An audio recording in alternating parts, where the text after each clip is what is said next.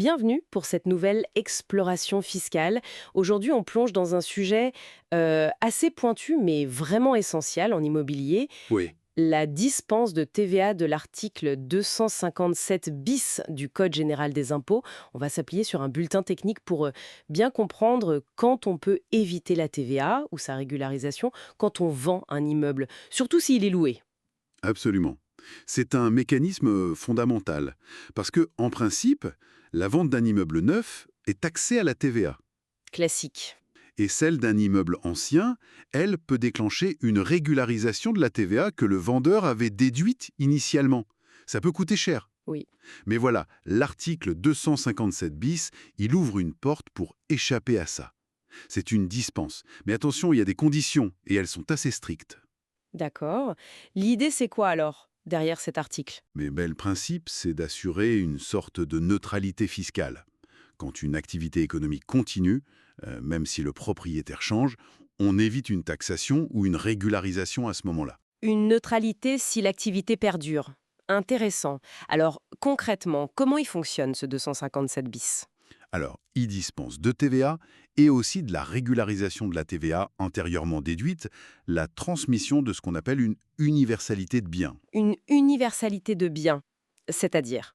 C'est un ensemble d'éléments d'actifs et de passifs qui forment une entreprise ou une partie d'entreprise capable de fonctionner de manière autonome. Ok. La condition clé, c'est que cet ensemble permette à l'acquéreur, le cessionnaire, de poursuivre une activité économique autonome. Donc, il faut que l'acheteur puisse reprendre le flambeau directement avec ce qu'il achète. Exactement. Et dans ce cas, l'acheteur est réputé continuer la personne du vendeur pour cette activité spécifique. C'est une fiction juridique, mais elle a des conséquences importantes. Ah oui, Émile. Lesquels, par exemple? Ça veut dire que l'acheteur hérite de la situation de TVA du vendeur pour les biens transmis. S'il y avait un risque de régularisation future chez le vendeur, c'est l'acheteur qui l'assume. D'accord, il prend la suite, y compris pour les obligations potentielles de TVA. C'est ça. Et autre point crucial, les deux, vendeurs et acheteurs, doivent être assujettis à la TVA pour cette opération et redevables pour l'activité transmise. Assujetti et redevable. Compris. Et est-ce que c'est un choix, cette dispense? On peut décider de ne pas l'appliquer? Ah non, justement. C'est obligatoire si les conditions sont remplies. Ce n'est pas une option qu'on peut écarter. Si ça coche toutes les cases, la dispense s'applique. Point. D'accord, c'est une règle impérative. Alors, appliquons ça à notre cas, l'immeuble loué. Quelles sont les conditions spécifiques pour que ça marche? Alors, pour un immeuble loué, plusieurs points. D'abord, et c'est logique, l'immeuble doit être effectivement loué. Et cette location doit être soumise à la TVA. Que ce soit de plein droit ou sur option, peu importe. Peu importe, oui. Tant que la TVA s'applique au loyer. Ensuite, il faut que l'acquéreur ait l'intention de poursuivre cette activité de location soumise à TVA. Comment on prouve ça, l'intention? Souvent par la reprise des baux, j'imagine. Oui, la reprise des baux en cours, c'est l'élément le plus probant, ou la renégociation rapide si besoin. Et enfin, un point, souvent source de discussion, l'immeuble doit être une immobilisation. Une immobilisation, comptablement parlant. Oui, une immobilisation chez le vendeur, mais aussi chez l'acheteur. Ça ne doit pas être du stock. Pourquoi cette distinction IMO-stock est si importante ici? Parce que l'inscription en IMO, ça suggère une détention durable, une volonté d'exploiter le bien sur le long terme, ce qui colle avec la continuité de l'activité locative. Alors que le stock? Le stock, ça implique une intention de revente à court ou moyen terme. C'est l'activité de marchand de biens. Et ça, c'est considéré comme incompatible avec l'idée de poursuivre l'activité locative initiale du vendeur. Mais est-ce que cette qualification comptable suffit toujours? L'intention réelle, elle peut être différente, non? Vous mettez le doigt sur un point sensible. En théorie, l'intention réelle prime.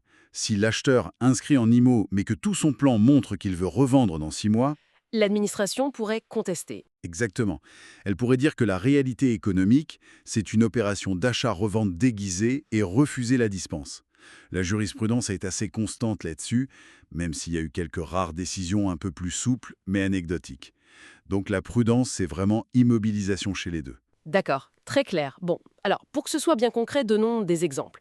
Quand est-ce que ça marche, la dispense, sans trop de débat? Le cas classique, c'est la cession d'un immeuble, bien inscrit à l'actif immobilisé, loué avec TVA, et l'acheteur reprend les baux, continue la location taxée et l'inscrit aussi en immobilisation. Là, c'est bon. Même si le local est vide, juste au moment de la vente. Oui, ça peut marcher s'il est temporairement vacant, mais à condition que le vendeur puisse prouver qu'il cherchait activement un nouveau locateur. avec des annonces, un mandat d'agence, ce genre de choses. Ce n'est pas une question de durée de vacances, mais de preuve d'intention de relouer. Voilà. L'intention de maintenir l'activité locative. Ça peut même fonctionner si le bail est résilié juste avant la vente et que l'acquéreur signe un nouveau bail juste après. Si c'est quasi simultané et que la continuité d'intention est claire. D'accord. Un autre cas? Oui, la cession d'un immeuble juste après la levée d'option d'un crédit bail. Si le crédit preneur était locataire et qu'il continue l'activité locative soumise à TVA après être devenu propriétaire et vendeur, ça peut passer aussi. Ok. Et à l'inverse, les situations où ça coince, où la dispense est refusée? Principalement si l'immeuble est dans les stocks du vendeur, même s'il est loué temporairement en attendant la revente. L'intention de marchand de biens l'emporte. Logique. Aussi, si l'acquéreur a une intention manifeste de revendre rapidement l'immeuble, même s'il l'a mis en immobilisation, on retombe sur la primauté de l'intention réelle. Toujours que cette intention. Et un autre cas fréquent, Hum. la cession isolée d'un immeuble qui n'est que partiellement loué sous régime TVA. Par exemple, un immeuble avec des bureaux loués avec TVA et des appartements loués sans TVA. Ah oui. Pourquoi ça ne marche pas? Parce que l'administration considère que ça ne constitue pas une universalité partielle permettant la poursuite d'une activité autonome. Il manque la cohérence de l'ensemble dédié à l'activité spécifiquement transmise, c'est-à-dire la location taxée. Il faut céder un bloc cohérent dédié à l'activité sous TVA. Compris. C'est ça. Bon, si on résume, pour bénéficier de cette dispense 257 bis pour un immeuble loué, le maître mot, c'est la continuité. Continuité d'une activité de location soumise à TVA, et l'immeuble doit être vu comme un outil durable, une immobilisation, par les deux parties. L'intention réelle derrière est clé. Exactement. La substance économique, l'intention profonde des parties, c'est vraiment ça qui est scruté. Et ça m'amène d'ailleurs à une réflexion, une question pour aller plus loin. Je vous écoute? Au-delà de cocher la case immobilisation ou stock en compta, comment les entreprises, vendeurs comme acheteurs, peuvent-elles vraiment blinder leur dossier? Comment documenter solidement leur intention réelle, que ce soit pour poursuivre l'activité locative et sécuriser la dispense, ou au contraire, pour montrer une intention de revente et justifier de ne pas appliquer la dispense? Bonne question. Quels documents, quelles clauses dans les actes, quelles preuves tangibles laisser pour éviter les mauvaises surprises avec l'administration fiscale? Voilà, c'est une vraie question stratégique dans la structuration de ces opérations immobilières complexes. Comment prouver noir sur blanc cette fameuse intention? C'est sans doute là que se joue souvent la sécurité juridique de l'opération. Une piste de réflexion importante.